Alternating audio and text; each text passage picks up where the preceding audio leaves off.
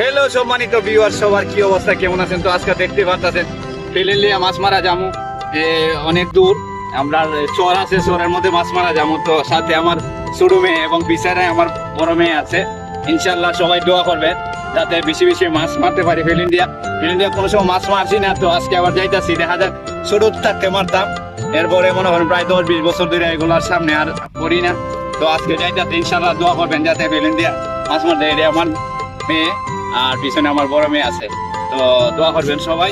আর পরিবেশটা দেখা, আমরা অনেকে প্রশ্ন করেন যে আমাদের এলাকাটা দেখাইবার লাগে। এই যে আমাদের বর্তমানে জমিগুলাতে ধান বাইন করা হয়েছে, তো খুব তাড়াতাড়ি এগুলোর মধ্যে ইনশাল্লাহ ধান উঠবো। এই যে সামনে ধানগুলা দেখাও, ধানগুলা দেখাই দেখে দেখি, এই যে দেখে ধান দেখাও। এই যে বর্ষার ধান বাইন করা হয়েছে, কিছু কিছু আবার গাছ উঠছে। তো ইনশাল্লাহ সব মিলে পরিবেশটা আমরা অনেক সুন্দর। তো ইনশাল্লাহ পরবর্তীতে আপনাদেরকে আরো অনেক কিছু দেখানোর চেষ্টা করব।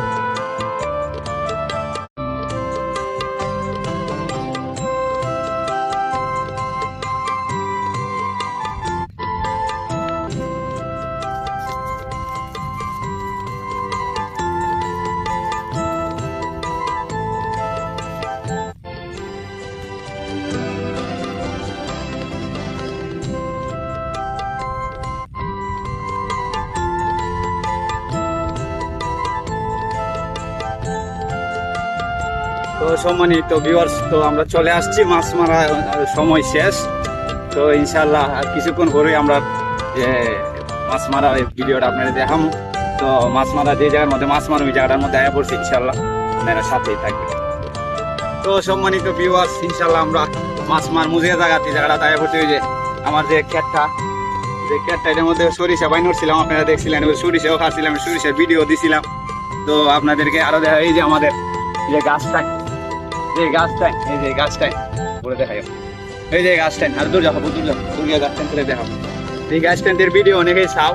তো এই গাছের দ্বারা এই গাছগুলা কিন্তু আমাদের ঐতিহ্যবাহী গাছ। তো এখানে 3টা গাছ আছে, এই যে দেখতে পারতেছেন।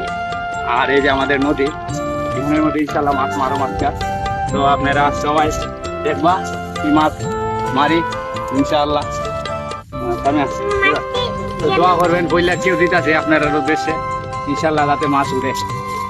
বিসমিল্লাহির রহমানির রহিম।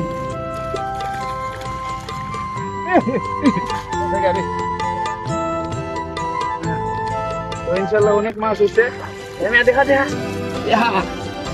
মাশাআল্লাহ, দেখা মাছগুলা দেখা। এই যে অনেকগুলা মাছ উঠছে, ছোট ছোট মাছ। এই যে দেখা, বলার দাঁড়ায় না, দেখা এই যে অনেকগুলা মাছ।